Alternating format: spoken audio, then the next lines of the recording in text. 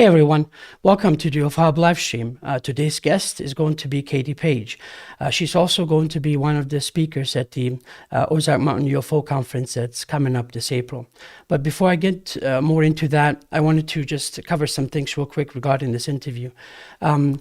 Katie will be later on taking some questions. So for those of you that will start out with us from the beginning and have some questions for her, you can either submit the questions on the YouTube chat or Twitch or Facebook.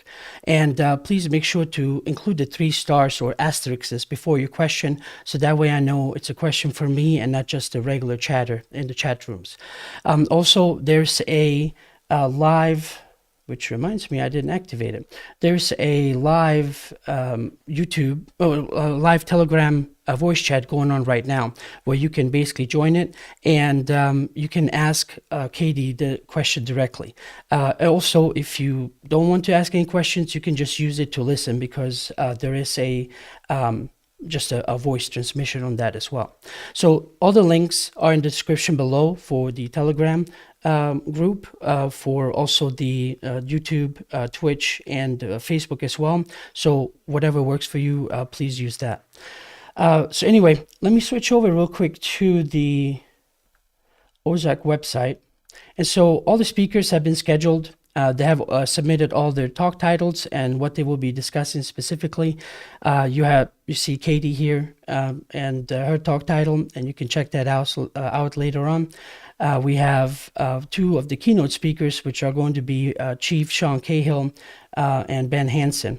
And of course, all the other speakers that are going to be there is, of course, Terry Lovelace, Yeme, Trey Hudson, and there's Christy Peterson. I had an interview with her last week. So please check it out. There's still a few tickets left. You have about maybe a little bit over a week before the conference. Is going to be in Eureka Springs, Arkansas, from the 14th to 16th. So check it out, get your ticket, and I hope to see you there. So with that being said, let me switch this over here real quick and bring Katie in. Katie, welcome. Thanks for being on. Oh, thank you so much, Aiden, for having me. It's a pleasure to be here. Well, I'm glad we're able to work this out. Actually, I didn't tell you before the show. I meant to mention something, but I wasn't even sure that I could maybe have the show, because we had tornadoes that were announced very early on, and thankfully they just kind of, all the warnings went off, they passed by, and no outage. Everything was just fine. So I'm happy to be able to do this. Well, I'm happy you're all safe there. That's pretty scary. So hopefully they steer clear, you know? Right. Well, especially the house we live in, it's not exactly like the sturdiest of houses.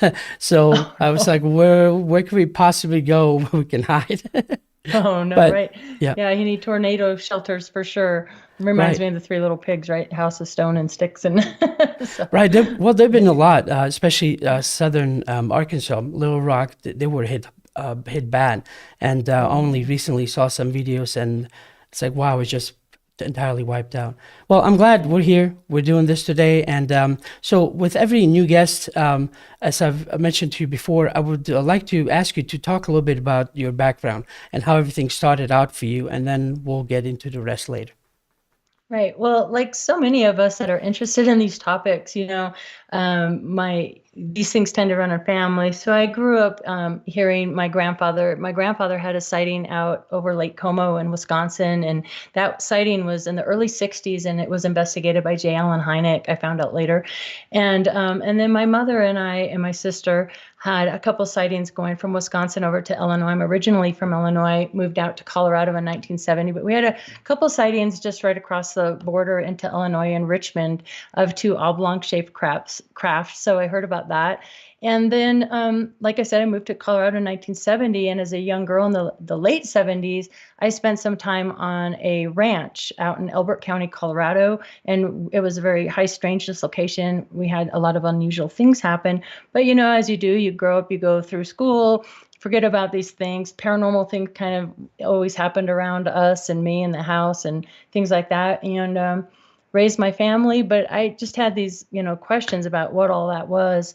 So, and kind of started out really in the paranormal world, really interested in, that phenomenon. And then I learned about MOFON in 2012 and came right in MOFON as a field investigator, basically for selfish reasons to kind of investigate and look into what happened on that ranch. And the interesting thing is, I never knew anybody knew anything about the ranch. We were told never to talk about it. I never knew it was investigated. I never knew anybody knew anything about it. And in 2013, I had purchased a book called Hunt for the Skinwalker by George Knapp and Colm Kelleher. And I was reading that book just thinking there might be some similarities to the Skinwalker Ranch in Utah, to the Colorado Ranch. And I got to a chapter called Other Hotspots and started reading basically about the ranch in my childhood. And I just remember I was just dumbfounded by that. And it's just been an adventure in research ever since, So, Katie, what I wanted to ask you, so how long have you been, I'm sorry if I maybe missed that, how long have you been a MOFON, or is it Colorado MOFON State Director? Is that the proper title? Yeah, it's going on 3.5 years now. I get, the dates with COVID and everything. Those COVID years are like, whoa, it's pre-COVID. So 3.5 years I've been the state director for Colorado MOFON.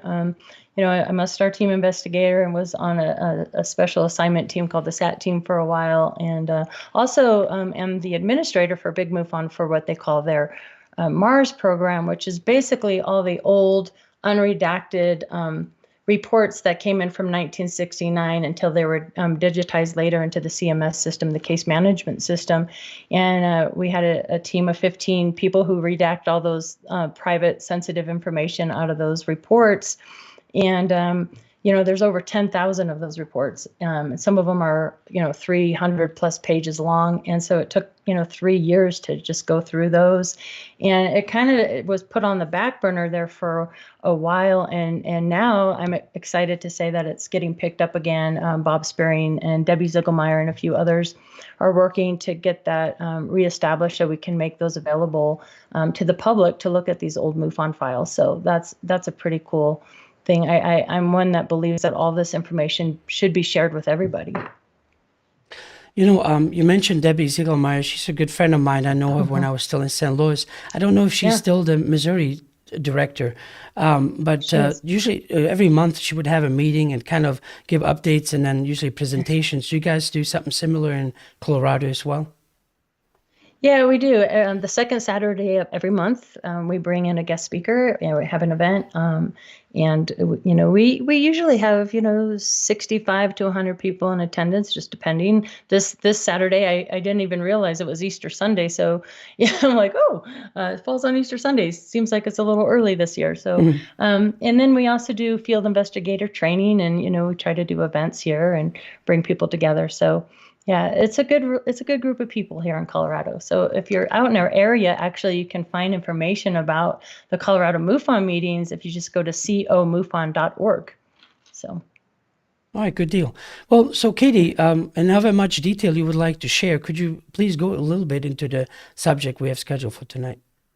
Yeah, absolutely. Like I had mentioned, the first time I saw that anybody knew anything about the ranch or that it was investigated was in that book, Hunt for the Skinwalker. And in that book, I learned that there were 3 PhDs out on that property investigating, one of which was dear Dr. Leo Sprinkle, PhD out of Laramie, Wyoming, who was really well known for past life regression and hypnosis. He was a pioneer in the field for over 40 years, and unfortunately, he passed away a year and a half ago now.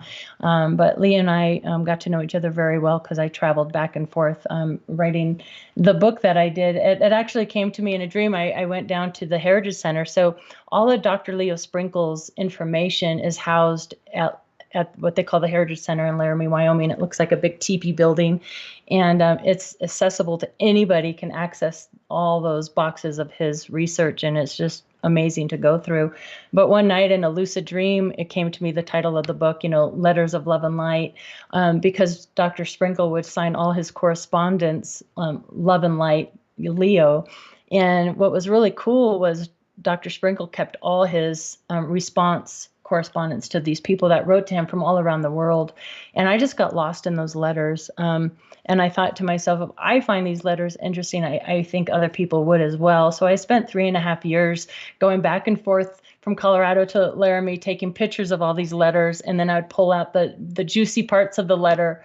And I organized them into different chapters, some like craft description, ET descriptions, implants. A lot of people wrote about, was this a dream or was this a memory? Because a lot of people who have contact experience actually do have these lucid dreams.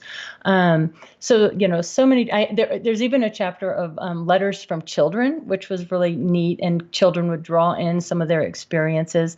And so that was just really a labor of love, really honoring Dr. Sprinkle, because he was an amazing man. And this is the book right here, Letters of Love and Light. You can find it on Amazon. I'm currently working on that second book all about the ranch and trying to, put all the decades worth of research into that book there. So hopefully that'll be out by the end of the year. I also learned in that book that there were 2 other PhDs on the property. There was Peter Van Arsdale, PhD, and John Durr, PhD. And one of those gentlemen have passed away. I since found John Durr and have corresponded with him. But I was just amazed to find out that anybody knew anything about that place at all. So that was pretty eye-opening to me, and thus started the journey of getting the original documents and really going down this rabbit hole. And what I mean by that is there was just so many different phenomenon in that area in the late 70s. I mean, it's still occurring to this day, but not to the level it was from 75 to 78. And this is where Linda Moulton Howe got her start. Linda Moulton Howe was an investigative journalist out there in Colorado at the time. And out in Elbert County, there was this rash of cattle mutilations that were happening. Elbert County was hit the hardest, but this was a phenomenon that was occurring, from Montana to Wyoming, all the way down the Midwest, Colorado, into Texas, Oklahoma, a little bit in Utah, some in Arizona and whatnot. But for whatever reason, Elbert County was hit the hardest. And she actually did a movie called Strange Harvest, and interviews the undersheriff and the sheriff of Elbert County in that film. So that was one of the phenomena that was really prevalent out in Elbert County at the time. So much so, there were, I found out through newspaper articles and my research that, the Cattlemen's Association had a $10,000 reward to find these people. And at the time too, they were suspecting maybe cults were responsible for these mutilations, which I think we can safely rule that out. I know Christopher O'Brien and Chuck Zukowski really delved deep into these mutilations, and they're kind of the experts on that phenomenon. I looked into that a little bit, but that wasn't where my interest really lied. So just so many things happened out there. And so I know when I talked to Debbie, she and her brother, Chuck Zukowski, they were also investigating different areas. So to what extent, I mean, is there still any kind of, I don't know if it's just for the ranch wise, but are there still mutilations going on that still merits a lot of attention? Or is it just kind of can be already written off as part of history and just kind of looking back at recorded documents at this point? Right. Yeah, that was the question I had. And so what happened was as I was learning about, the undersheriff and making connections, I went out and I flew to Florida to interview the undersheriff Bill Waugh's wife and his son. And she pulled out a big binder of newspaper articles that she had saved all these years. And from those articles, I started compiling a list of names of people that I can contact. And through that, I drove out to Wyoming to conduct another great interview with somebody who basically, if you go to the Elbert County Museum, her family basically pioneered and homesteaded that area from way back. So her family goes back generations. And when you're that steeped into a small community like that, a lot of the ranchers and that. And to my surprise, she was took out her cell phone and was like, well, here's a recent mutilation and here's a recent mutilation. And so, yes, there's still actively going on. Again, not to the height it was back in the late 70s, because at that time they were almost occurring daily, and not just of cow, but of sheep and horse and dog. And of course, there's Snippy, out in Colorado, more further south, out there near Alamosa. And Dr. Leo Sprinkle was involved with Snippy the horse as well. But so it is still occurring to this day, just not as many in numbers. And that was really interesting to find out.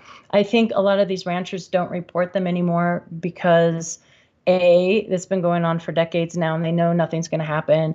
I believe they write them off on their taxes as a loss. They don't want the publicity or the stigma attached with it. In fact, the photos that she had sent me of these mutilations, the rancher did not want the publicity around it, and didn't want it out there. So, but speaking of that witness that I went out there, her name is Sheila. I won't say her last name. She had an unbelievable story that occurred to her and her husband. So she was married right out of high school. So this would have been around 1978. And they bought several hundred acres out there in Rama, Colorado, which is just really close to Kiowa, Elbert County, where I had my experiences. And her husband was on horseback checking the cows for calves. And he came across a dead calf on the ground, and this calf had a square. It was 4 cuts, and then the top of the fur was removed off of it, but the skin was still there. And he thought it was very unusual. So he gets on the horse and he goes back to the ranch house to get my witness, and they drive back in the pickup truck. And she said that took about 25 minutes to get back to where the calf was. And when they arrived back, that calf had been completely mutilated, blood drained, cauterized, organs removed. And the interesting thing was, it was miles off the county road. There were no truck marks, no helicopter sounds. They felt like it was really eerie, like they were being watched. It really terrified them, and it changed them for, forever, really. And there's just no explanation for that. And what was really neat was, we're friends on Facebook, and she messaged me and said, "Hey, Katie, you're not going to believe this. I found the pictures of that calf." So, and that's something I'll share at the Ozark Conference, actually, are those photographs of that calf. So that story always fascinated me because, they're quite certain it wasn't our military that did that mutilation on that calf. I'm sorry, you said you are quite certain, or you are not quite certain? No, I am quite certain Okay. that particular mutilation was not the military. That's another thing that I've been, one of my main questions actually, as I started investigating this ranch property and finding out, unequivocally that we had military people on the ranch. And I'm like, why is the military there? Why are they on that property? There was a note in Dr. Leo Sprinkle's archives that said that it basically said Warren blank, his last name was redacted out, was on the ranch property. He felt something take over his mind, made him walk towards the woods. So the way this ranch is out there in Elbert County, you have, it's kind of hilled, and you can see Pikes Peak out in the distance. And then you have these patches of big ponderosa pines, but you also have, the flatlands, the ranch lands. And the house sat in an open area. In the back of the ranch house, it's all wooded. And he said he felt something take over his mind, made him walk towards the woods, would release him. He would run back to the ranch house, and this did this to him 5 times, which made me think of Black Access Projects and, mind control, MK Ultra kind of activity. And, that wasn't the only military presence there on the ranch. We had these unmarked helicopters that were sighted frequently. In fact, there were newspaper articles written about this. And not only were they spotted frequently and coming on and off out of these valleys and stuff, so a lot of people speculated that perhaps military were lifting these cattle up, doing something, and then dropping them back down, to maybe testing the groundwater, looking for mad cow disease. I don't know. Again, that's not my specialty. However, the research that I've done shows that perhaps maybe both things were going on at the same time. But these unmarked helicopters, they also were chasing people and menacing people and like kids. There was an article written about these two young, 12, 13-year-old girls that were being chased by these mysterious helicopters. And I'm like, why in the world would this be happening? And actually, in a conference, I ran into Richard Doty. Number one, I wanted to ask Richard Doty if he knew about the ranch property at all, if he was aware of it, given his history. And he said that he was. And then number two, which is interesting, number two, I asked him about why would these unmarked helicopters be, menacing young kids out there in the fields. And he said, as a distraction. So I thought that was very, very interesting. A distraction from what is my question? What were they doing out there? And I still have those questions. So, Katie, besides the mutilations and the mystery surrounding that, what other occurrences or instances of strangeness can you talk about? Yeah, I mean, so I didn't live on the ranch. I visited it a handful of times, my older sister and I. And how that worked is my mother worked for United Airlines. She was a computer operator for them. And she was dating the gentleman that owned the ranch. And he had 3 sons. And his wife, who they were separated at the time, and she had another love interest. So the 2 youngest of the sons lived with us, which we lived about 45 minutes away from the ranch. And they lived with us during the week so they can attend a large school district, which was the Cherry Creek School District out there in Colorado, because the little school in Kiowa, had a graduating class of like 4 or 6 or something like that. So they wanted the opportunities for their son to go to a large school district. And so we would commute the boys back and forth, on the weekends and things like that. We celebrated holidays together and birthdays and did some family trips and that. So that's my connection to the ranch there. But one of the first things that was reported when they purchased that ranch was this humming sound. And it would get so loud sometimes that you couldn't hear yourselves talk over it. And there were these bangs coming from underground, and they were trying to figure out, like, where are these sounds coming from? What are they? It's not like there was anything under there that would explain that. There was a cistern out there, but the sounds didn't come from there. So that was one of the first things that was reported out there. One thing that my sister and I both experienced, it was about this time of year, actually. It's April out here in Colorado, and just today we were getting snow up here in the mountains, and a lot of times Colorado will get these spring snowstorms, and the snow is really wet and heavy.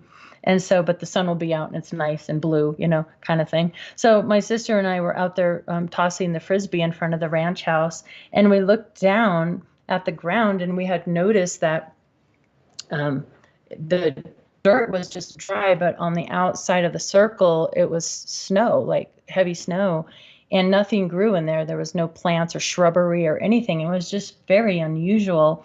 And that really stuck in our minds all these years later. It was that strange. And what was really neat, actually, John Schuessler, who was one of the founding fathers of MOFON, learned of my connection to the ranch, and he gave me the original briefing document on it. And in there, they talk about, that circle on the ground. In fact, they had 2 of them that they were investigating, 2 of these large snowless circles where nothing grew. And in one of the reports, it stated that when the investigators were out there, they measured the circumference of the circle, 35 feet in diameter, and then on the outside of the circle in the snow were drops of blood.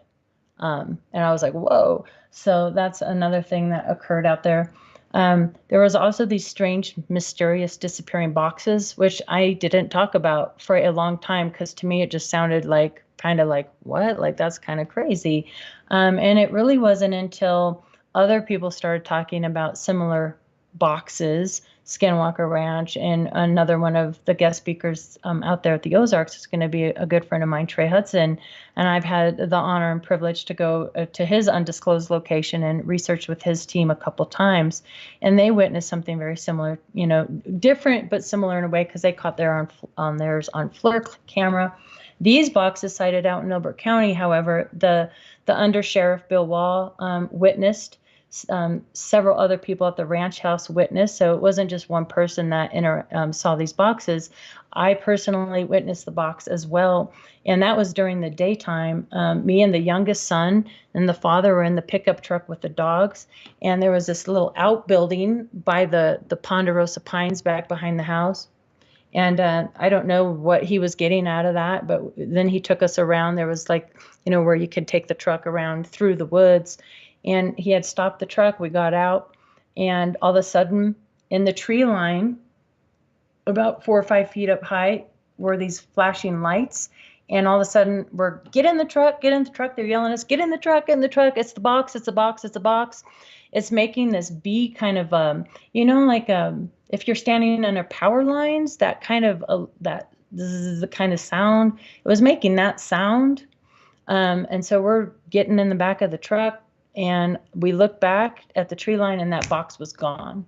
And that's the same thing the undersheriff saw, and not on the ranch property, but rolling. He saw lights in this tree line. He knew there were no houses or roads or lights where no light should be, and he didn't want to approach it himself. So he went back to get a posse sheriff to go with him. When they went back, he saw they witnessed not only the box disappear, but the tree. It's almost as if they went into the ground. And so he talks about that and reported that. Yeah. Katie, can I ask you a quick question for clarification? Yeah. I'm sorry. So can you describe? Maybe I got confused there. So was this like a box somewhere in the air, or what? Can you describe exactly what the box was? In my memory, it was hovering above the ground. So it was And like how big a was the hovering box? That's how I remember it in my mind. And in my mind, it's bigger, like a shoebox. It was bigger than a shoebox. Right. So maybe like 18 inches this way. I don't know, 12 inches this way, and 12 inches this way. And it had lights on it, and it was dark to my memory. And then, I only saw it for a very short time, and it was like, pandemonium and chaos to get in the truck. And I obviously could tell at my young age, I'm a pretty young girl at that time, between 9 and 12 years old, that whatever that was, the adult in the situation was very afraid of it. And come to find out in the briefing documents and other reports that the adults in that family had witnessed that same box right behind the ranch house. And the oldest gentleman claims to have had basic communications with these ET beings that were spotted on the ranch property. Again, I never witnessed ET beings. I don't know about that, but it was reported that there were 2 types spotted out there. One was very unusual looking, like a AI type of being. The other ones were more human looking type, like maybe Nordic type being. And what was fascinating about that, because there were drawings of these beings in the archives. And like I said, they were very unusual. I actually have, one of the pictures here. So they have these, I wonder if I have the big one. They have these tubes that come out, and like wrinkles on the forehead, wrinkles around the mouth, these not big wraparound eyes, but almond type eyes.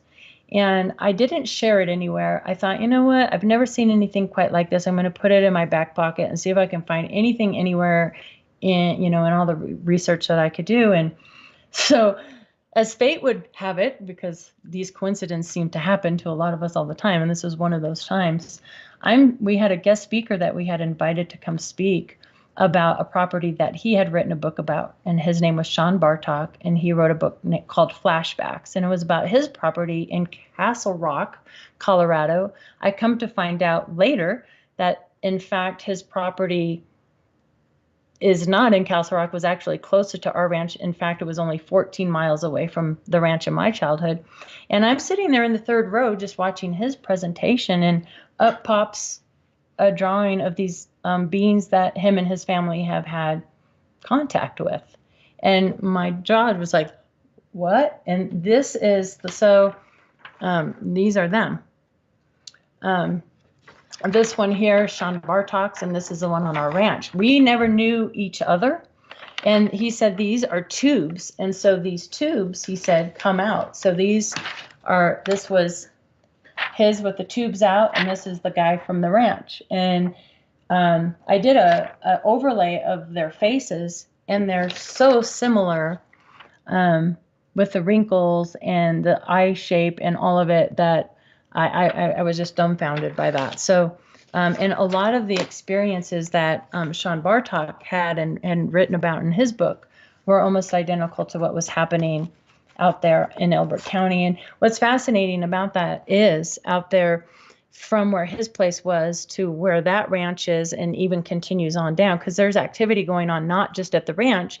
This is a phenomenon that was happening in Kiowa and in Elizabeth, and really all through the county, through that whole valley there.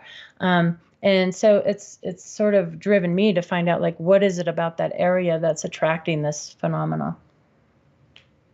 So, Katie, I wanted to ask specifically about the MOFON investigators, and then just maybe I already know the answer, but just for somebody who just now maybe really finding out about MOFON or wanting to know more specifics. So, being part of MOFON, I don't want to put words in your mouth, but in my opinion, it comes with a certain bias that you have. You're willing to open your mind to something more than just a conventional. And I know that even though most of them are, very much into UFOs and trying to figure that out, they still take the scientific approach to investigate a spot or whatever that may be. Can you please talk a little bit about that process of investigating, and so that if somebody's either watching something from MUFON or reading something, so that they know it's not just coming from just staunch believer, but that there's more research done about a certain investigation? Yeah, absolutely. And that's the one thing I really do appreciate about MUFON. Number one, there's, it's a volunteer organization. So our field investigators, number one, they're well trained. I mean, the training manual is like this. And then they have MUFON University. So you go and you actually learn, about aircraft. And we do take a scientific approach. And a lot of the work field investigators do. Yes, there's times where we go out on location and do soil tests and interviews with the witness, but the majority of things that MUFON get are lights in the sky and that. So, a lot of our investigators spend time on their laptops looking at Flight Radar 24, looking at Heavens Above, looking at Stellarium, learning about photoforensics. Unfortunately, those hoaxes get put into the system. So, it does take training, and I like that side of MUFON. Plus, there's just really good people within MUFON. The Colorado group's really close. I'm really close with Stacy Wright's group out there in Phoenix. They become family to us, and a lot of training. We have the boot camp. Stacy offers the boot camp out there in Phoenix, and it's a great time. It's a whole weekend event, and I do really appreciate that. So, there's a lot to it. And they do really stick to the nuts and bolts UFO science. They really don't like to delve into the high strangeness area. So it gets a little tricky for me sometimes because, where my interest and my passion and my experiences lie, I connect all these dots. Out there on the ranch too, we had crypto creatures and Sasquatch sightings as well. This was in Dr. Leo Sprinkle's folder of the Sasquatch being that was seen out there. And it's interesting, Bob Salas contacted me and said during that same time, there were these same type of creatures seen out there in Montana. And so he actually sent the drawings from that, and they're almost a spot-on match as well. So, these are things, MUFON doesn't get into the Sasquatch hunting or the crypto animals or those kind of things. But I think, there's definitely, you have to look at everything through a scientific lens as well. Chain of custody and going to David Marler's research center out there outside of Albuquerque. That's all very important to get that data as well. So I value all sides of it for sure. Katie, you mentioned cryptids. Can you please speak a little bit about that, like Bigfoot or some other creatures? Yeah, out there that was reported out there that you always felt a sense of being watched, which that's the other interesting phenomenon here. That second book that just came out, Skinwalkers at the Pentagon, I had always compartmentalized a lot of these different activity. Like I mentioned at the top of the show, a lot of paranormal things were always around, not only me, but my family, the houses we lived in, and so forth and so on. And I never really connected it to the phenomena on the ranch. I had encounters with these big, tall shadow beings in my room at my house, not on the ranch. Blue balls of orb lights, paranormal activity, all those kind of things. And it wasn't until that book and other people started coming out and talking about it that, hey, once you go visit these high strangeness locations, a lot of times these phenomena follow you home, or if you have encounters or close contact with craft or ETs, that happens. So I do believe that's all interwoven together. And so, you know. Well, please do share some of your experiences if you don't mind. Yeah, like I said, one of the nights, the scariest night actually on the ranch for my sister and I, it was the boys' mother's birthday. And so we were out there celebrating that. The adults were playing board games in the front part of the ranch house. It was really late at night, perhaps, midnight, even after midnight. And the three boys, my sister and I was the youngest of all the kids, were hanging out in the boys' room. And all of a sudden that strange humming noise started up. And of course that was always like when you heard that humming sound, something else was going to happen. And at that time, all the power in the house went out. And so, of course, we're all panicking, candles, flashlights. Oh my gosh, the humming noise is going on. What's going on? At that time, the brightest light I had ever seen in my life, like brighter than the sun, came in through that window. And it was at that time that it sounded like a mechanical sounding voice from every orifice of the house. Like you couldn't tell where the voice was coming from, but it was loud. And it was a warning. It was like a threat. It was, we have allowed you to remain. Your friends will be instructed to remain silent concerning us. And that's from that point on, it was like my sister and I were told not to talk about anything that happened out there on the ranch. And we didn't for years.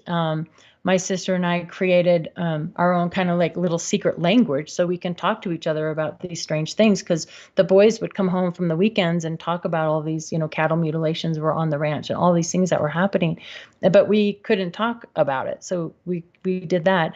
But when we came home from that night to our house, I walked into the door and I remember falling to the ground and I was like paralyzed. And I couldn't speak because my mom and my sister were like, "What did you eat? What's wrong with you? What did you eat?" And I was trying to say peanut butter and jelly sandwiches, and I couldn't even speak. And I was probably in that state for, I don't know, 3 to 5 minutes or something. And then finally they got me upstairs to my bedroom, and I suffered my first full-blown migraine headache at that night.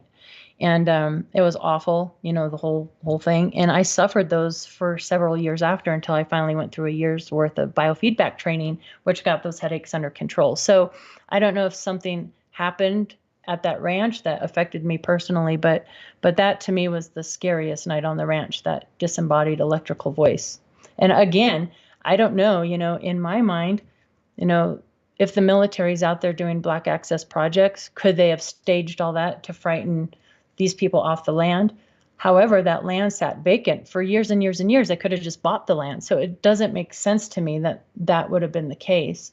Another thing I learned about in the briefing document through my research was that there were, and I actually have the FOIA report right here, there were 2 A-7D craft that supposedly were in pursuit of a UFO that crashed. They were scrambled out of Buckley Air Force Base. And I thought, well, if 2 A-7Ds crashed, there certainly would be information on that. And I found the articles about it, and then FOIA'd the Air Force and got the reports back. And in good FOIA fashion, a lot of it's blackened out. Right when it gets to the good juicy parts, you have the whole places that are just completely, look at that one, completely blacked out. Oh, wow. But what I found interesting were they list the causes of the accident, and what they claim to have happened this was in the evening. They scrambled 2 jets over residential areas out there near Elizabeth and Kiowa. And it was supposedly an instructor and a student. And in one of the lists of the causes of the crash, it said that the instructor misidentifies another craft as the students and hits the tail, and they both go down. But it never identifies what the other craft was. It doesn't say it was a Cessna. The tower records don't identify another craft. And then it lists a whole the main cause they give for the crash is that the student had turned off his beacon light instead of turning it on. Both pilots ejected, both pilots survived. But it's a very suspicious, unusual encounter and report, so much so that the head of FOIA for the Air Force calls me personally on my cell phone and talks to me for 30 minutes and says, listen, if you want any more information about that area, I want you to call me directly. So I was like, whoa, okay. And I haven't done any more because it kind of frightened me a little bit, to be honest. So just so many things, so much was happening out there. And I don't know, I've come to the conclusions that, maybe half of it was our military out there and half of it was unknown, unexplained phenomenon. Again, chicken or the egg was one, were they out there investigating the unusual things? I don't know. Well, especially when it comes to that kind of a presence of the different, government agencies, whoever they are, whether it's a military or whatever, government in general. As you were talking about that electronic, or you said electronic voice, right? It made me think of something. It was a while back, and help me out if you know where I'm going with this. I think his name is Nick Begich, I think. And he's kind of covering the harp and basically trying to.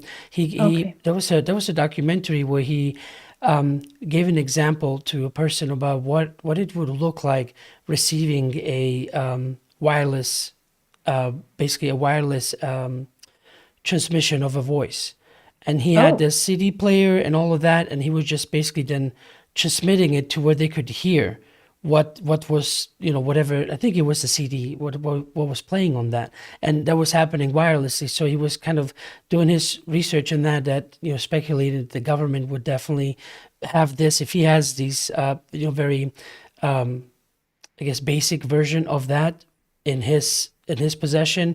I don't know if he developed it or if somebody gave it to him, but if he had that, the assumption was that the government definitely has something much better, much more refined.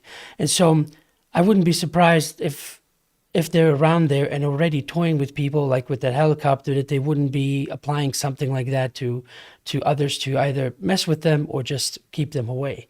But yeah, I'm gonna have to look up. He's been on Coast to Coast many times, and I think his name was Nick Begich, but I'll look it up. I'm sorry if I'm not saying the right name to those even watching, or if I'm just not having the right person in mind.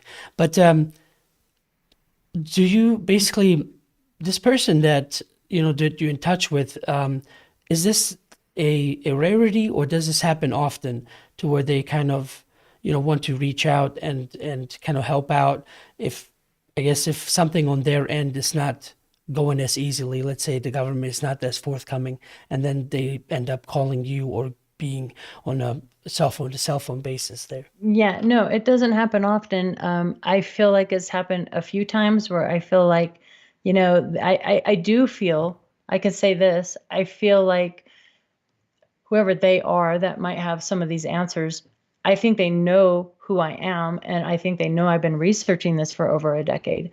And I'm certain that, they're probably going on, what is she finding out next? If they're trying to keep a secret. I don't know what that secret could be.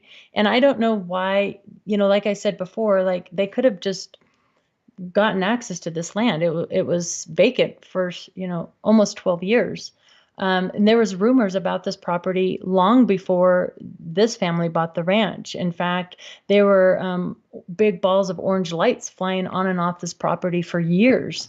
And according to the folklore of that property, the people who owned it before actually left in a hurry and left the keys in the ignition of the pickup truck. There were all sorts of abandoned cars out there, still is to this day. And another interesting thing, learning the history of the property itself, it used to be, the Mulligan, and I learned about Dick Mulligan, and he was born and raised on this property, and he ended up later in life being one of the caretakers up at Winter Park Ski Resort here in Colorado in one of the black ski lifts, which is the difficult ski runs, is named Mulligan's Mile. And there was an article written about Mulligan's Mile and about Dick Mulligan and how he had this reputation of being this guy who just was an exaggerator and telling tall tales and tall stories. And I was like, oh man, he grew up on this ranch property. I don't think he was telling tall tales or tall stories. So I thought that was really fascinating. But yeah, I don't know what the answer is there with the military and what role they played.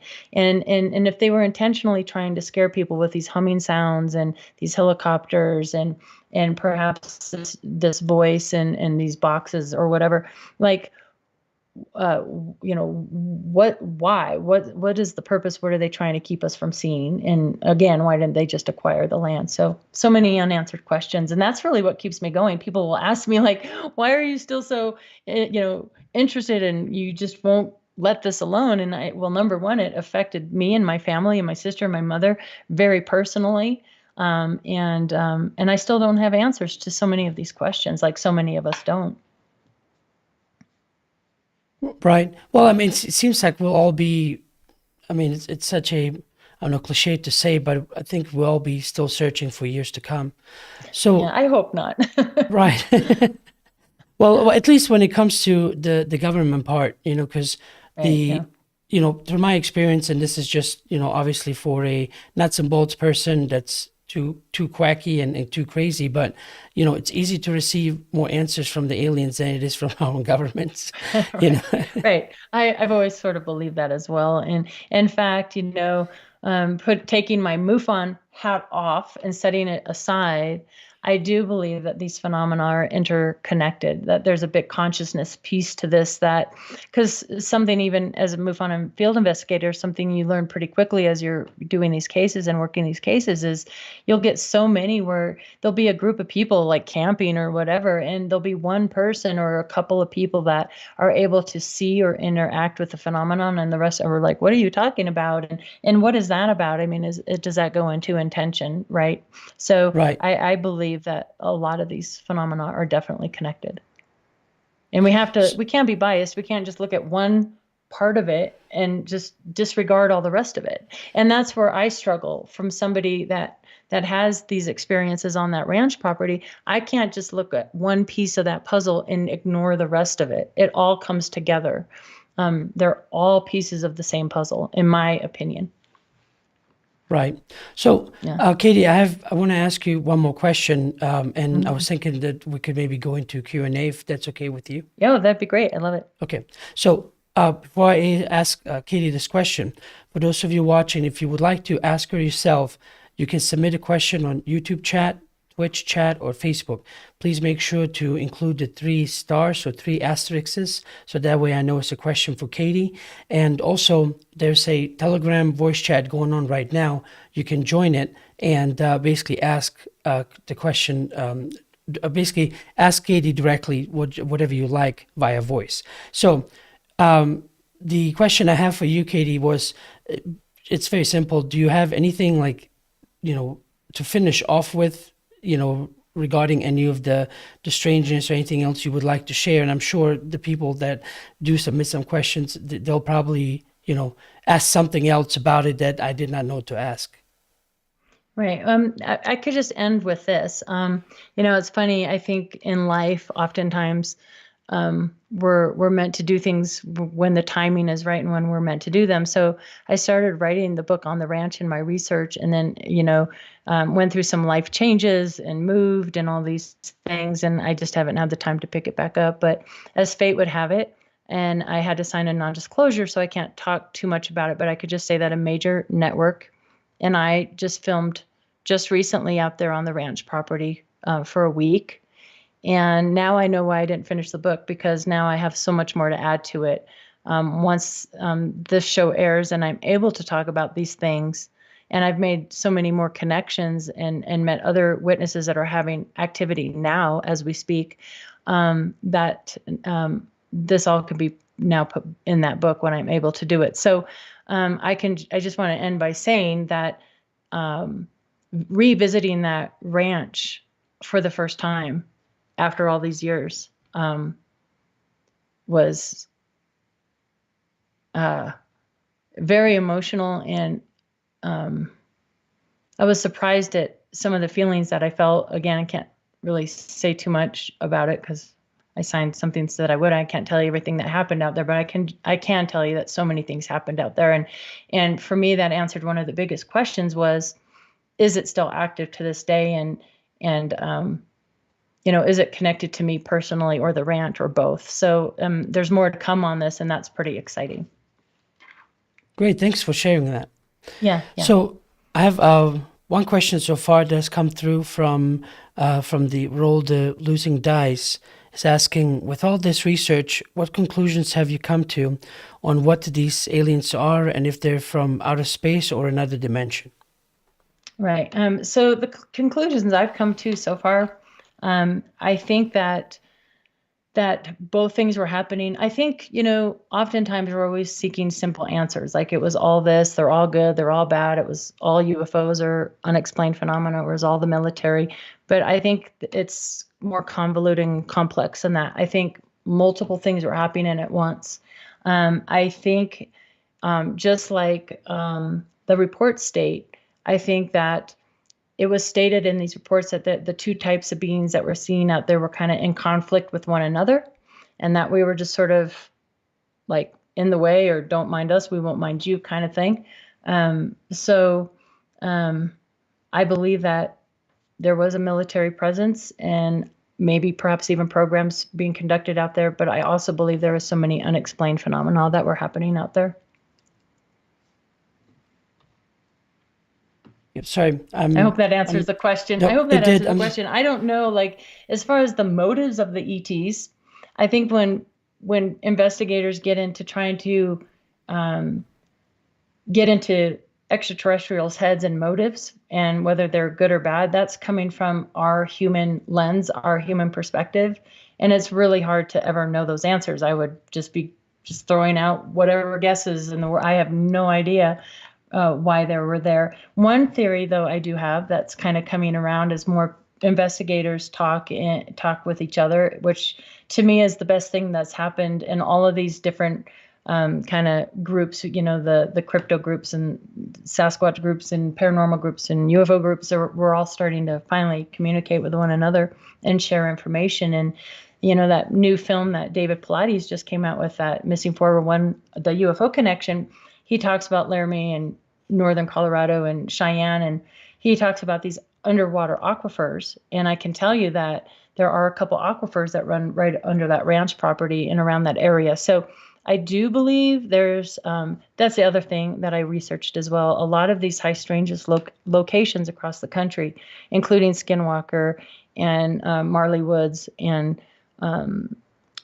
there's another place in Ohiopyle, Pennsylvania, that had this strange UFO creature case, and the Elbert County Ranch. They're all really the highest you can get as being highly magnetic areas. So I do believe that there's this kind of magic formula of, electromagnetism and perhaps water, that are perhaps opening and closing some sort of portals or doorways into the unknown. Great, thank you for that. The next question is from Tumbleweed, asking, because she signed a non-disclosure for filming, is it possible they will never air anything in order to keep her from speaking? No. No, I'm so excited to see so much happened out there during that week of filming. I'm going to be just as anxious as everybody else to see how they get all that down to the short 44-minute episode. But no, it'll air. Yes, it'll for sure air. Also, same person asking another question. Is the property possibly at the portal to an underground base? Possibly. I don't know if I could talk about that, but I do believe, there were bangs and noises and things from underground. So we're not ruling out activity under the ranch property in that area. So that's a possibility and something that I'm excited to go do more research and exploring on. Well, when it comes to a subject in general, it's almost, for as long as I can remember, when I first started researching, there's always been a connection to when it comes to the government, always something about underground bases, underground this and that. Right. It's if it's almost you could almost just do a full research just on that, never mind the aliens. That's true. That's true. And I've even, I tried it because out in Colorado Springs, and I live right outside of Colorado Springs now. There's so many military bases here, and back in the late 70s, actually, the Air Force Academy owned more property that kind of went back towards the Black Forest and into the area of the ranch. And,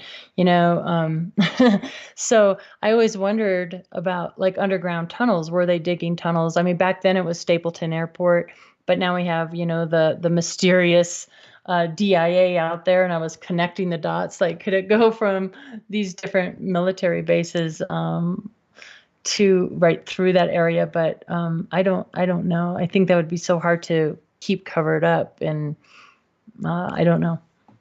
There was a missile silo, Titan missile silo out there around that area too. So there's just so many of those questions. I don't know. Okay, thank you for that. Another question: do you have any odd experiences to this day, like mind speak or missing time? Yeah, I do.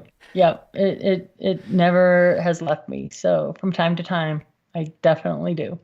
Yeah, and it's a little unnerving at times. But for me, what happened on the ranch as a young girl was really terrifying and scary when I was younger. Now, like so many, I really research, the keeping yourself at a higher vibration and protecting yourself with the white light. And I journal everything that happens. That's one tip I have for any listener out there. Whatever the unusual experience you have is, to journal it in as much detail as you can at the time. In fact, when I got done filming, I made sure I did a recording of everything I could remember that happened, because our memories are not all that reliable and great, So I try to, sounds or things falling or just kind of more paranormal type things than anything else. However, right before I filmed, I had this like a softball, not a baseball, but a softball size white light, and I could just see it right here in my bedroom at this house. And I went to turn and boom, it went. So, and I'm getting a high pitch ring in my ear right as we speak right now. So stuff like that just happens all the time. I don't know what it is, but it's there. So this question is probably for you. It wasn't formulated, so I'm not sure if they're chatting there, but I figured I ask it anyway. From Sauerkraut, asking, why is it that mostly women get analyzed by aliens? Oh, I think it's just as equally men. From all the research I've done, I don't think it's more than women. I think what you see is more women are more apt to talk about it than men. Men are not as open to talk about these subjects as women are, but I think they're equally taken. Okay. There's another question from Roll the Losing Dice asking, I think you mentioned this already, that you did. It says, have you had shadow people appear in the bedroom in the night? I have, when I was young, yes, at the house, not on the ranch though. That's why I didn't really connect them at the time until other people started talking about it. I never slept alone. I had to scoot the bed against the wall. My older sister, she's 6 years older, she slept with me all the time. That whole thing you do when you're a little kid, like when you're afraid of the boogeyman. But I would see these shadow figures like inside my doorway, peeking around the door, standing next to my bed. I was terrified of them. Yep. Okay. Well, Katie, thank you very much. I appreciate you for doing this today. Well, and for those of you watching, Katie is going to be one of the speakers at the Ozark Mountain UFO Conference. It's coming up. So come and see us both. I will be there. She will be there. And it'll be an exciting one, like it is usually every year. I know you attended last year, but this year you'll be a speaker. Right. It's so much fun. It's a cool little town, and I have so much to share, and I hope to see you out there. I have a lot of recordings from my interviews that I'll be sharing and things like that. So I hope to see you guys out there. It'll be a great time. All right, good deal. Well, as always, in the description below, I have the link for Katie Paige, so you can check out any books that she has or the contact information or anything else she has to offer there. And of course, in the description below, there's a link to the registration page as well for the conference. So I hope you have the time to check it out and hopefully attend. But yeah, Katie, thanks again. I appreciate it. This will be probably, this is definitely the first time meeting. We've talked before, but I'm looking forward to that as well. And so it'll be packed full of information and people. Well, thank you so much, Aiden, for having me, and I look forward to meeting you in person. Anytime. I hope we can do this again sometime, conference related or not. So, all right. Right. Well, Yeah, everyone after else. I'm able to talk about it, I'll come back on and tell you everything that happened. Good deal. Good deal. Yeah. All right. Well, everyone else, thanks very much. Katie, thank you again. And I'll catch you guys next week. Take care. All right.